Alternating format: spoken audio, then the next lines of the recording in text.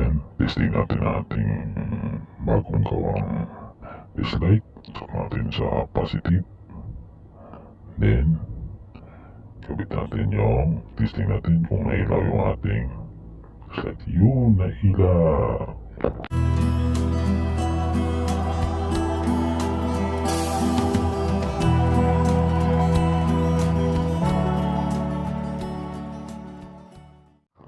Hello mga ka-Arfix, and binabati ko muna yung ating mga follower at subscriber sa ating Facebook at sa ating YouTube channel. Maraming salamat sa inyong pagsuporta. Ayan, palakpakan natin sila.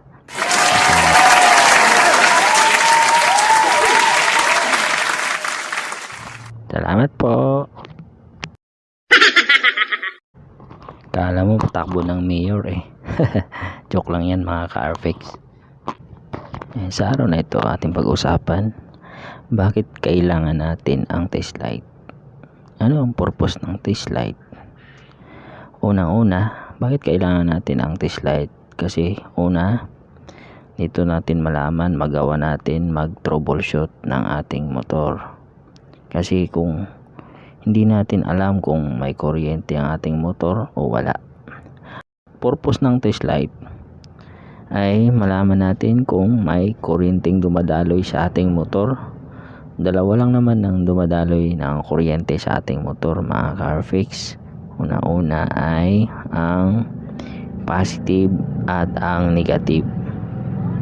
Para malaman natin kung may positive, negative na dumadaloy sa ating motor ay sa tulong ng test light. Diyan natin malaman kung may kuryente sa wire or sa linya ng ating motor. Napakahalaga ng test light mga ka-Arfix, dahil yan ang ating tester or guide natin kung paano mag-troubleshoot ng ating motor. Halimbawa nito ay ang walang busina, diba? Walang busina yung ating motor. Paano natin malaman?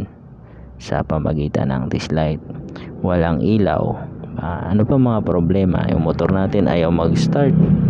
Sa tulong ng tester ay malaman natin kung ano ang sira.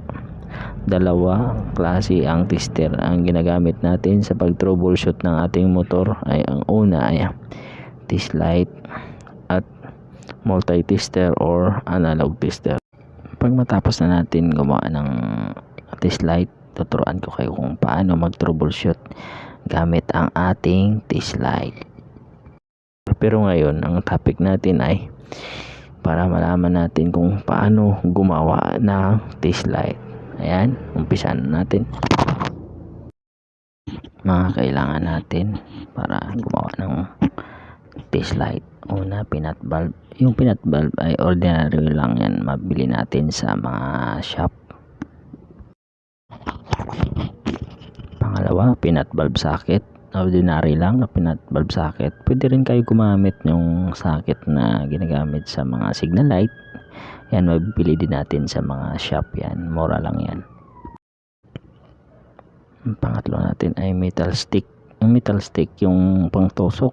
Ayan, pwede rin tayong gumawa. Ay, ginawa ko ay kumuha ako ng rayos ng motor. Ay, ginawa kong stick.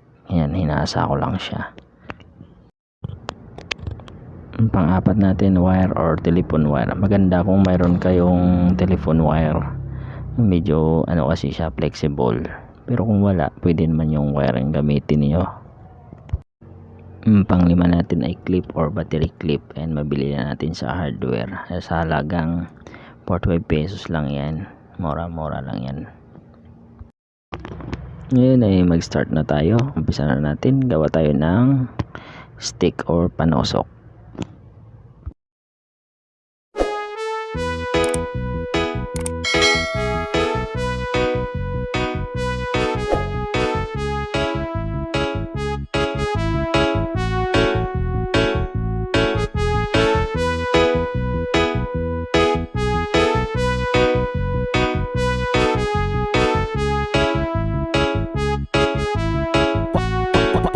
Bizares Idol. Sabi nila walang araw darating ang iyong tanging hinihiling.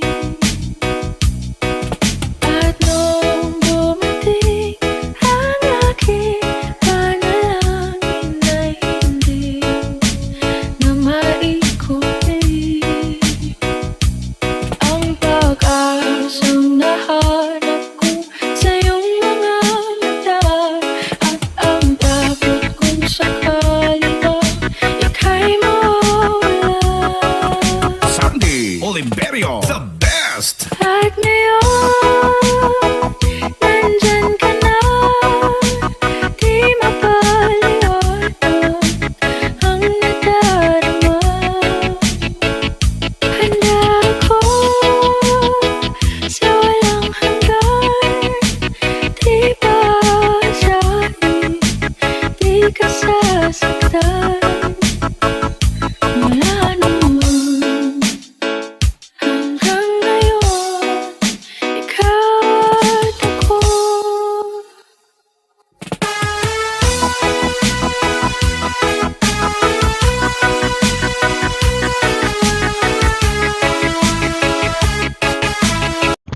Ayan yung ating socket valve at saka socket peanut valve. Yan yung gagawin nating test light. Ayan, sa murang-mura lang yan sa mga shop. Ayan yung valve nya, murang-mura lang yan mga Carfix. Next, pwede rin yung isang valve na to ay hinugot ko to sa isang motor na sira, yung kinakabitan ninyo ng ng signal light. At ito naman yung ating stick, yung ginawa natin kanina. Ngayon, yan yung ating peanut valve. Yan, tanggalin natin. Yan, peanut valve, ordinary lang yan mga Carfix. Murang-mura lang yan, 15 pesos or 20 pesos. Yan yung socket. Yan gagamitin natin. Yan, medyo maiksi na siya, pinutulan ko na. Yan yung isa, medyo yan yung bulb na yan, pang signal light yan. Pwede rin gamitin ninyo yan pang signal light, yung signal light na socket. Yan, pinutol ko nga lang yan, hinugot ko na lang sa motor kasi silang sira na yan, pinagpalitan na. Tapos ayan yung dalawang paa, yung dalawang paa niyan, kahit saan natin kabit yan dyan sa ating stick. Walang polarity yan mga Carfix. Yan, ikabit natin. Tapos yung gawin natin ay yung wire mahaba. Ayan, yung kinabit ko dyan ay 1 metro lang. Pwede rin kayong gumamit ng telephone wire. Maganda kasi yung telephone wire, flexible siya. At ito naman ay ating pang solda. Kung wala kayong pang solda, pwede rin kayong itali nyo na lang. Pwede naman yung itali ninyo yun diba? Pero kung maganda, kung may pang solda kayo, pwede gamitan niyo yung pang solda yan. Yan, itali nyo yun sa ating stick. Walang polarity yan mga Carfix. Kung saan lang natin ikabit yan, dalawang wire na lang pa na yan. Yan, ikabit natin, iikot.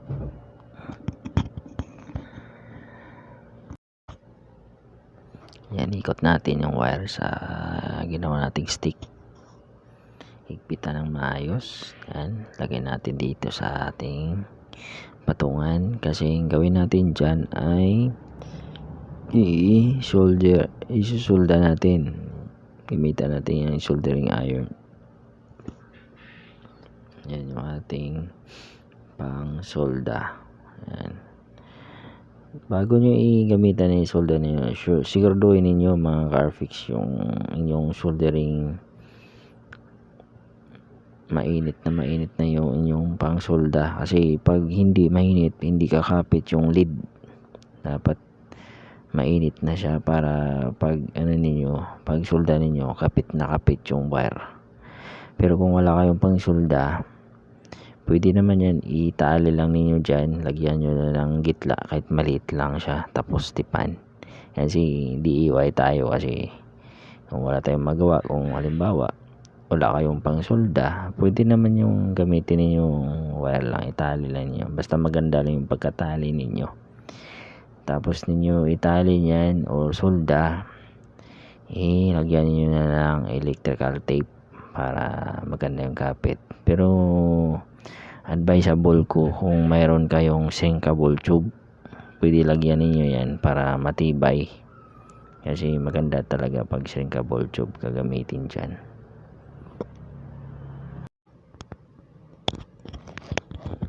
Yan, solda na siya maayos.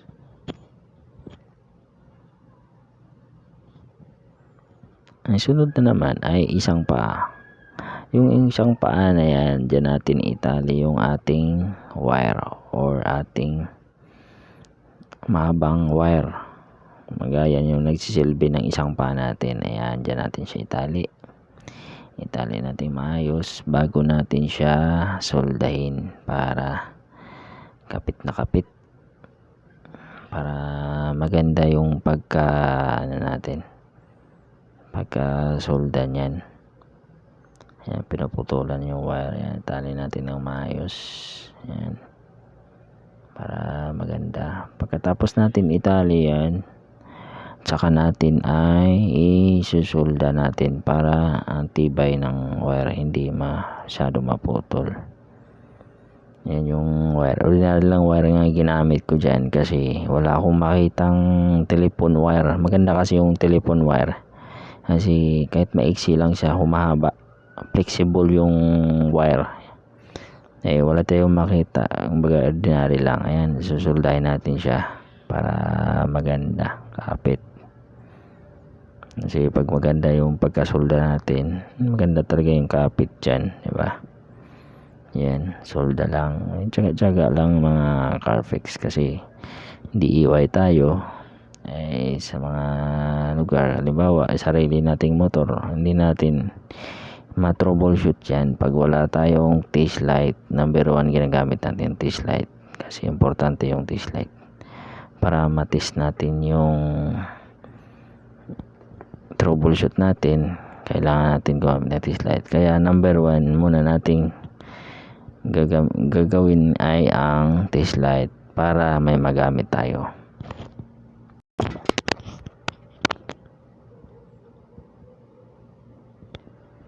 Yan, tapos na yung dalawang paa ng ating sakit. Lagyan natin ng tape, tapos na sa solda. Itip natin na maigi yan, dalawang paa na yan para maganda yung kapit. Kasi maganda sana kung mayroon, advisable ko yung gumagawa ng dislet. Maganda sana kung may sinkable tube kayo. Ako wala akong sinkable tube. Electrical tape lang muna ang gagamitin natin kasi wala tayong, naubusan ako ng sinkable tube. Yan, paikot, patali lang natin paikot.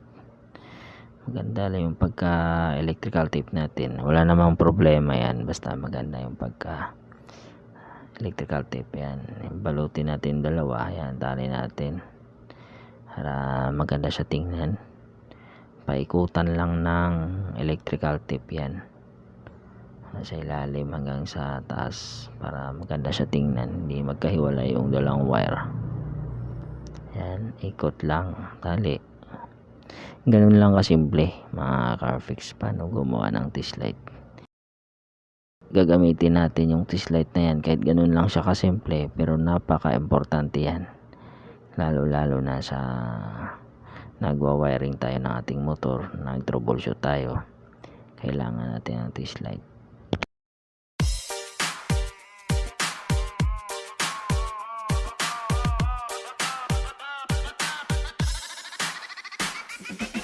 Alam mo na kapag naririnig mo to, nasa kabilang banda kami nang hinahanap mo. Pamparam pam pam pamparam param pam, sumabay lang sabayo, sarap sa pakiramdam. Pamparam pam pam pamparam param. Tip natin ang maigi para maganda, paikot.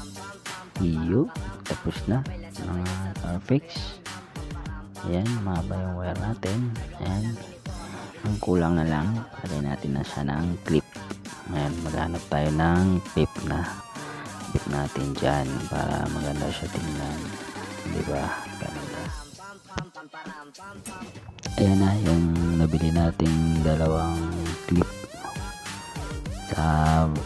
Mabili ninyo yan sa mga hardware, mga Carfix. Yung dalawa nabili ko yan ay 45 pesos. Ang kabit natin ngayon yung isang block. Testing natin, ikabit yan.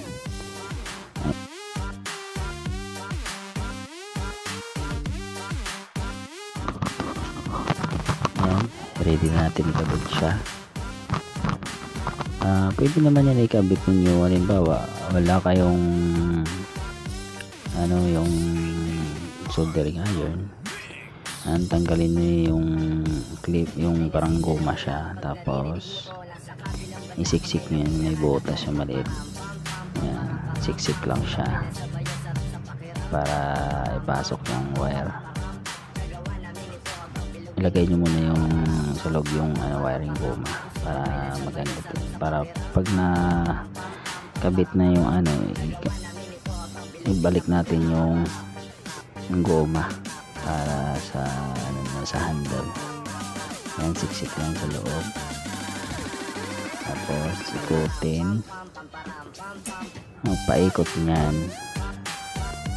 Ayan, pag naikot na siya, pwede naman yan iikot nyo lang, lagyan nyo ng tape. Pero kung wala kayong tape, halimbawa wala kayong pang soldering iron, wala kayong pang solda, pwede naman lumitan nyo na lang, iikot nyo na lang dyan, tapos lagyan siya ng electrical tape.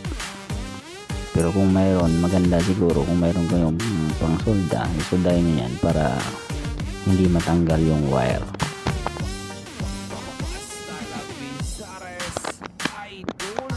Tapos pag naikot na siya, kabit natin.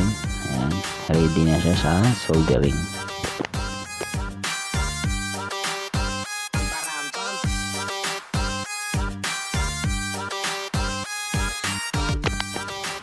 Take note mga graphics, bago kayo mag-solda, dapat siguraduhin nyo yung solda na yung sobrang init na para maganda magkapit siya sa sinusolda nating wire.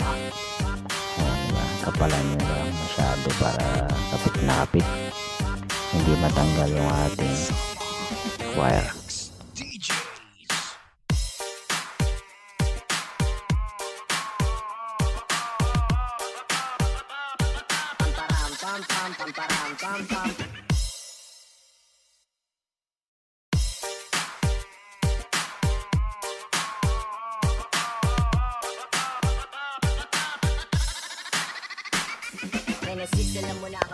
Ayan, tapos na natin solda yung ating clip.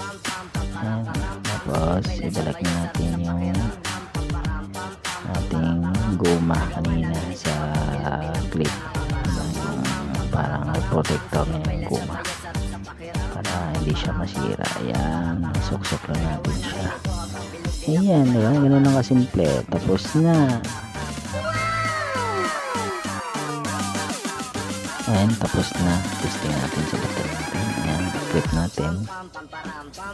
Ayan, kabit natin sa positive.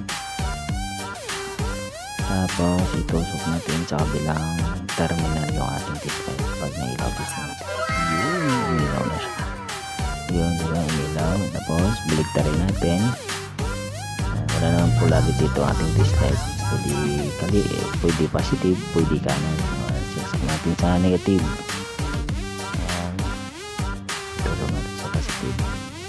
Testing natin kung umilaw siya. Yun, umilaw siya. Okay na. And maraming salamat sa inyo sa nanonood sa atin. And shoutout muna tayo sa ating YouTube channel. Ayan, si RTV Vlog Channel. Maraming salamat.